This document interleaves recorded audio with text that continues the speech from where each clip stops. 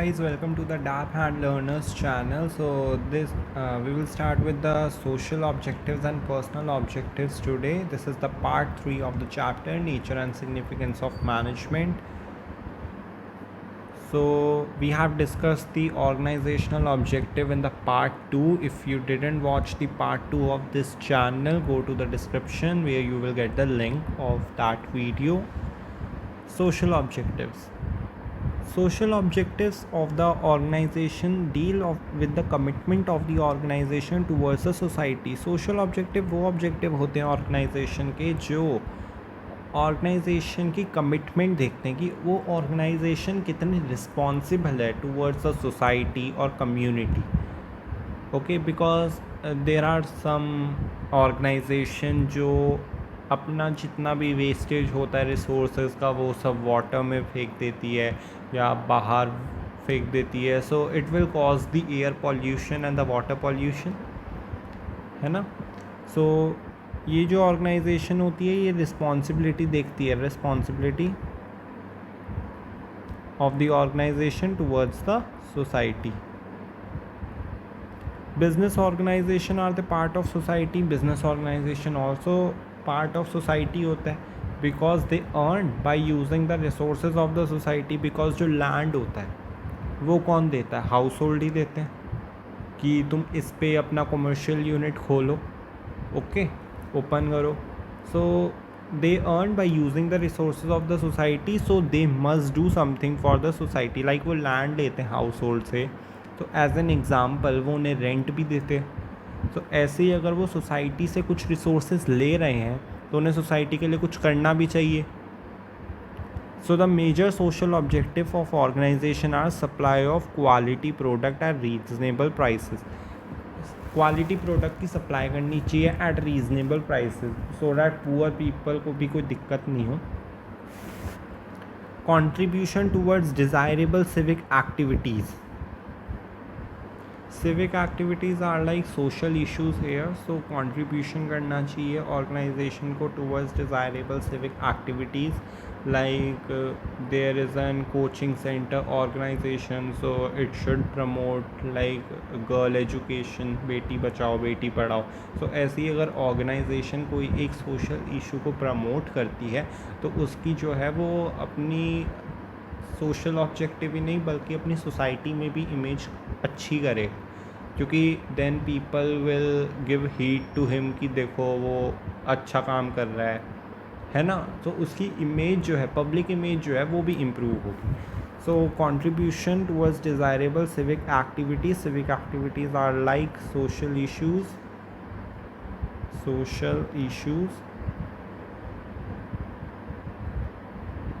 Generation of economic wealth. अब economic wealth are valuable economic resources in the money form, in monetary form. So जो valuable economic resources होते हैं जब वो monetary form में होते हैं तो उसे इकोनॉमिक वेल्थ कहते हैं. ओके, सो हमें जनरेट करने चाहिए वैल्यूएबल इकोनॉमिक रिसोर्सेज को ताकि वो हमें हेल्प करें. Generation of employment opportunity generate करनी चाहिए. Financial support to community, poor community को फाइनेंशियल सपोर्ट करना चाहिए. Organising educational, health and vocational training programmes. Participating actively in social service projects of government and NGOs. क्योंकि अगर देखो, अगर कोई ऑर्गेनाइजेशन अच्छे से पार्टिसिपेट करेगी सोशल सर्विस प्रोग्राम में, NGOs में, तो उसकी इमेज अच्छी हो जाएगी. लाइक टाटा कंपनी जो है वो हमेशा डोनेशंस करती है सोशल सर्विस स्कीम्स में जो NGOs और गवर्नमेंट रन करती हैं. सो टाटा की वैल्यू इसलिए बढ़ रही है क्योंकि वो हर साल ऐसे डोनेशंस भी करती है. चैरिटी जो होती है उसमें ऑर्गेनाइजेशन को पार्ट लेना चाहिए. Okay, use environmental friendly methods of production and providing employment opportunity to weaker section of the society. weaker section of society को भी help करनी चाहिए employment opportunity देके. so these are the social objective. now this is the personal objective जिन्हें human objective और individual objective भी कह सकते हैं. Individual objective are related to the employees of the organisation. जो एम्प्लॉयज़ होते हैं ऑर्गेनाइजेशन के लिए, उसके लिए हमें क्या क्या ऑब्जेक्टिव फुलफिल करने चाहिए वो बताएगा अभी। As employees are the most important resources of every company and satisfied and motivated employees contribute maximum for the organisation. Employees जो है वो मोस्ट इंपॉर्टेंट रिसोर्सेज होते हैं हर कंपनी के लिए, और सेटिस्फाइड और मोटिवेटेड जो एम्प्लॉयज़ होते हैं ना, वो हमेशा ऑर्गेनाइजेशन के लिए अच्छा सा अच्छा करते हैं। ओके, बिकॉज जो सेटिस्फाइड और मोटिवेटेड एम्प्लॉयज़ होते हैं वो अर्न करने से ज़्यादा वो ऑर्गेनाइजेशन का ग्रोथ और डेवलपमेंट के लिए काम करते हैं। Okay, so main individual objectives जो होते हैं मैनेजमेंट के, वो होते हैं competitive salary to fulfil financial needs of employees. क्योंकि कोई भी न्यू पर्सन आएगा, he needs the competitive salary, because अगर कोई न्यू पर्सन आता है तो उसे सैलरी के अलावा भी कोई चीज़ उसकी नीड को सेटिस्फाई नहीं करेगा। सो सबसे पहला ऑब्जेक्टिव तो यही है कि कॉम्पिटिटिव सैलरी हो। Second is promotion, training, personal growth and development of employees to fulfil esteem and other higher level of need of employees. जब उसे थोड़ा टाइम हो जाएगा ऑर्गेनाइजेशन में और अगर वो सैलरी उसे अच्छी मिलने लगेगी, then he is in need of the promotion. उसे ट्रेनिंग दो, काम सिखाओ, पहले तो ग्रोथ और डेवलपमेंट करो ताकि उसकी जो रिस्पेक्ट है वो कंपनी में बढ़े। उसे मीटिंग्स में बिठाओ ताकि वो कुछ बोले, उसकी क्रिएटिविटी को प्लेस मिले, ताकि उसकी सेल्फ रिस्पेक्ट, एस्टीम, ये सब उसकी नीड्स जो है वो कंप्लीट हो। Peer recognition, self respect and respect for colleague to fulfil social need, उसकी सोशल नीड को कंप्लीट करो, सोशल नीड को फुलफिल करो। Good and healthy working condition for safety of employees की सेफ्टी के लिए गुड और हेल्दी वर्किंग कंडीशंस होना ही बहुत ज़रूरी है सभी का, तब बिकॉज तभी एम्प्लॉयज़ अट्रैक्ट होंगे वर्क प्लेस पे काम करने के लिए, अगर वो हेल्दी होगी, सेफ़ होगी। वर्कर्स में lose interest in work if their objectives are neglected. अगर ये सारे ऑब्जेक्टिव्स निगलेक्ट कर दिए, इग्नोर कर दिए, देन कोई भी वर्कर को काम करने में मज़ा नहीं आएगा। सो मैनेजमेंट को ट्राई करना चाहिए कि ऑर्गेनाइजेशनल ऑब्जेक्टिव के साथ साथ वो उनके पर्सनल ऑब्जेक्टिव्स को भी फुलफ़िल करे, कंप्लीट करे। Okay, so these are the objectives of management: organizational objectives, social objective, personal objectives. So these all are the objectives. So now we will do the importance of management. A business organization attain top position only because of the quality of management. Management की quality अच्छी होगी तब organisation top पे पहुंच जाएगी, but अगर management की inefficiency और इनइफेक्टिवनेस होगी तो ज़रूर ऑर्गेनाइजेशन डाउन पोजीशन पे होगी। Successful organisation do not achieve their goals by chance, we have to put some value to it. Intentional process जिसे हम मैनेजमेंट कहते हैं, फर्स्ट लेक्चर में भी हमने डिस्कस किया था। On the other hand lack of proper management result in wastage of time, money and efforts. अगर प्रॉपर मैनेजमेंट नहीं होगी तो वेस्टेज ऑफ रिसोर्सेज तो होगी, टाइम, मनी, एफर्ट, सबकी wastage. Most of business fail due to poor management. Management is a life giving element in every business. Management अच्छी होगी तो बिजनेस पक्का पक्का रन करेगा, because it is a life giving element. Without it, the resources of production remain resources and shall never become production. क्योंकि अगर management नहीं होगी तो वो जो रिसोर्सेज हैं वो रिसोर्सेज ही रह जाएंगे, वो प्रोडक्शन प्रोसेस में तो कभी काम आ ही नहीं पाएंगे। So that's why management is so important. In the absence of management no organization can run successfully. The major importance of management are, so absence of management की एब्सेंस में कोई भी ऑर्गेनाइजेशन सक्सेसफुली रन नहीं कर पाएगी। And this can come in exam also by putting the inverted commas on this line कि in the absence of management no organization can run successfully, आगे लिख देंगे वो explain. So you have to prepare कि इसमें importance of management लिखना है, because they are also hinting कि मैनेजमेंट की एब्सेंस में कोई ऑर्गेनाइजेशन रन नहीं कर रहा, तो इसे एक्सप्लेन करो। सो ऑफकोर्स मैनेजमेंट की ये लोग इंपॉर्टेंस की बात कर रहे हैं कि क्यों नहीं चल सकता मैनेजमेंट के बिना, इसलिए नहीं चल सकता, अब वो आगे डिस्कस करेंगे। Management helps in achieving group goal. Management क्या अचीव करने में हेल्प करता है? ग्रुप गोल को अचीव करने में हेल्प करता है। Management tries to integrate the objectives of individuals along with the organizational goal. Individual के ऑब्जेक्टिव्स पे भी ध्यान देना पड़ता है ऑर्गेनाइजेशनल गोल के साथ साथ. Management directs the efforts of all the individual in the common direction of achieving organizational goal. तो मैनेजमेंट जो है वो डायरेक्ट करता है effort of all the individual in the common direction. Like अगर मैं सारे इंडिविजुअल्स के जो जितने भी एफर्ट हैं अगर मैं उन्हें डायरेक्ट करूं और उन्हें यूनाइट करके एक कॉमन डायरेक्शन दूं, सो मैं अचीव कर लूँगा goal. Like 1 second. Like production department, marketing department, sales department, purchase department, HR department. So this and this, all the objective are fulfilled by all the department. So अगर मैं इनके सारों के efforts unite करूँ और उन्हें common direction दूँ, so I will fulfill my objectives. Okay? और ये objectives क्या है एक तरीके का ग्रुप गोल. और इन सारे ऑब्जेक्टिव्स को फुलफ़िल कौन कर रहा है? मैनेजमेंट. क्योंकि मैनेजमेंट ही तो यूनाइट कर रही है इन सब के गोल्स को. Okay, I hope this would be clear to you. So एक बार फिर इस लाइन को देखते हैं कि management tries to integrate the objective of individual along with organizational goal. Organizational goal को अचीव करने के साथ साथ भी इंडिविजुअल के ऑब्जेक्टिव को भी ध्यान में रखता है management. And management directs the efforts of all individual in the common direction of achieving organizational goal. Management सारे individual के efforts को unite करता है और उन्हें एक common direction दे के objective achieve कर लेता है. Okay? Management increases efficiency.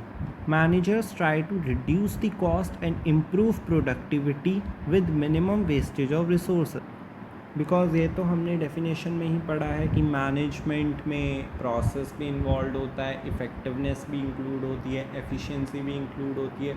तो मैनेजमेंट एफिशिएंसी तो इंक्रीज़ करेगा ही करेगा. Managers try to reduce the cost and improve productivity. Managers cost को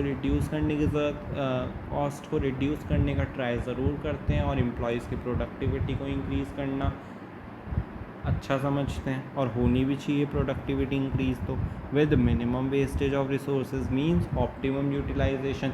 बातें वही हो रही है, बस थोड़ा बहुत चेंज हो रखा है. Management insist on efficiency and effectiveness in the work through planning, organising, staffing, directing and controlling. So management insist करता है एफिशिएंसी पर, इफ़ेक्टिवनेस पर, through planning, organising, staffing, directing और कंट्रोलिंग. क्योंकि जितना भी फंक्शंस मैनेजमेंट परफॉर्म करती है वो इंसिस्ट करती है कि इन सब में एफिशिएंसी और इफ़ेक्टिवनेस प्रेजेंट हो. सो मैनेजमेंट ग्रुप गोल में भी अचीव करती है हेल्प, और मैनेजमेंट एफिशिएंसी भी इंक्रीज़ करती है. Now third point, management creates a dynamic organisation. Dynamic means flexible, जो चेंज होता रहता है. Organisation have to survive in dynamic environment. क्योंकि इन्वायरमेंट में आए दिन चेंजेस होते रहते हैं, तो ऑर्गेनाइजेशन को ऐसे ही इन्वायरमेंट में सर्वाइव करना पड़ता है. So managers keep making changes in the organisation to match the environmental changes.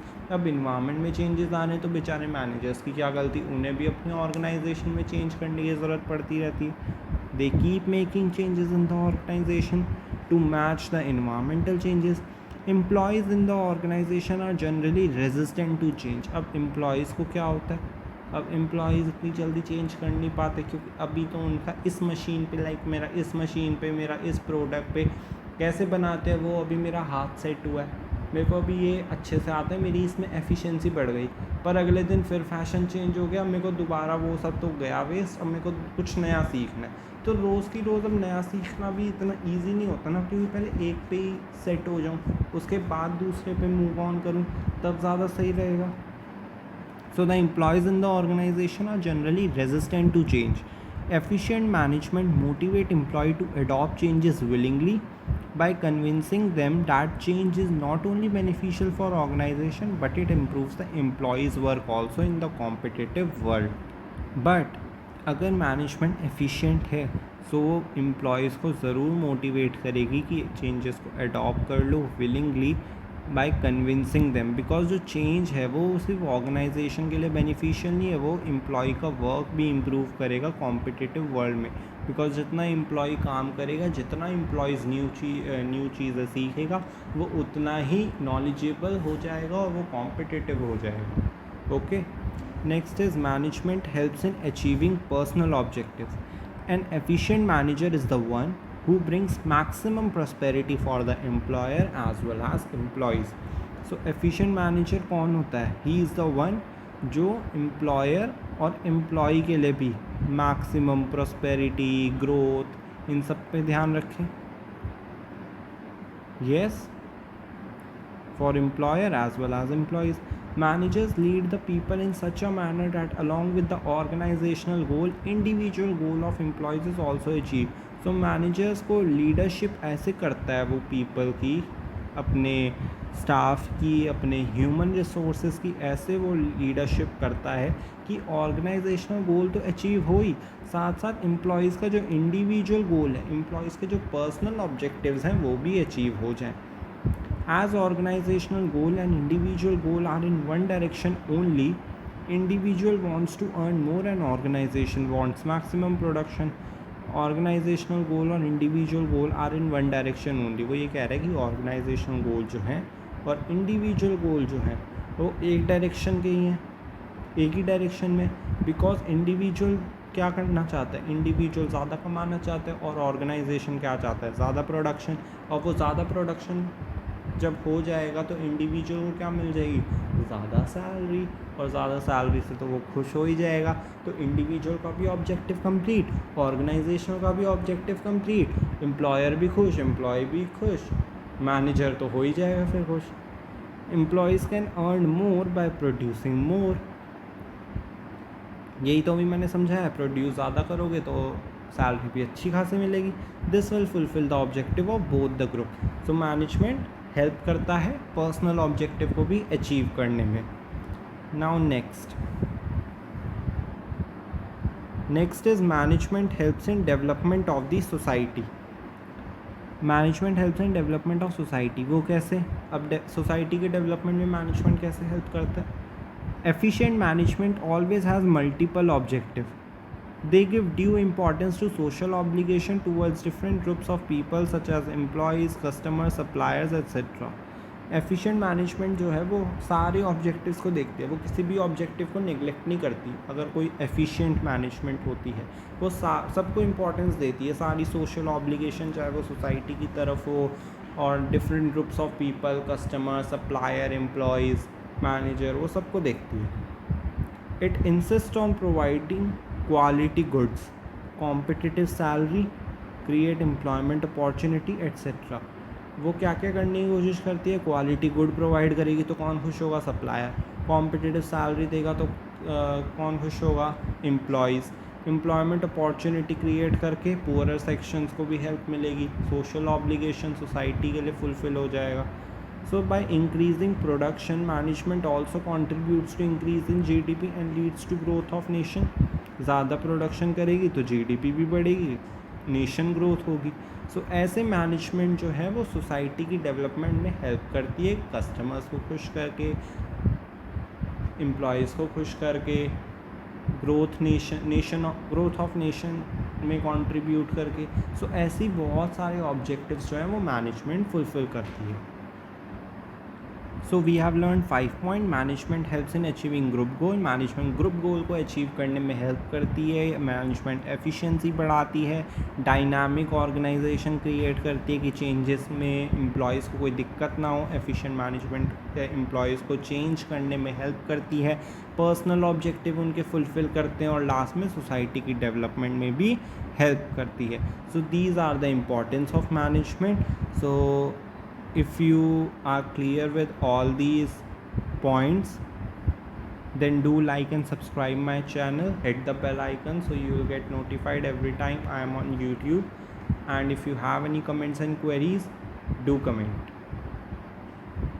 If you want more notes of this chapter and another chapter of the business studies, then go to the description where I have put my Instagram link.